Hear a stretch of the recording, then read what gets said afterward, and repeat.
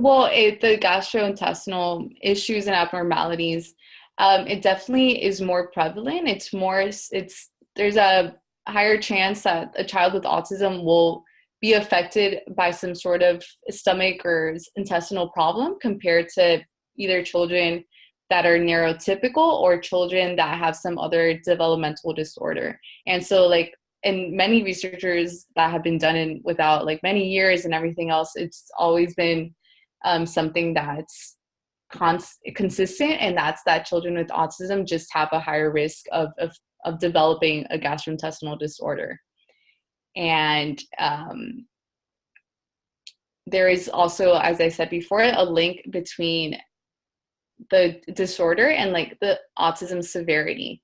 So for example, it depends on the research, and there's a lot of things out there, a lot of speculation, but just like thinking about the psychology behind it, if like as you and I, if we have some sort of problem or some issue, or like let's say you're at work or you're at home and you don't feel good, your stomach doesn't feel good, you don't want to, the last thing you want to do is work or like get up, like you just want to be like in your bed and comfortable. And so for a child with autism, if they can't really communicate that they're in pain or that they're uncomfortable.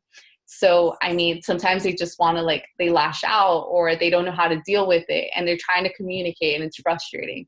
And so sometimes that anxiety and that stress of not being able to communicate the pain can end up affecting their symptoms of autism. So they might start to they might start to become more violent or aggressive, or they might start to talk less or be more like isolated just because they don't know how to, they don't feel well at the end of the day.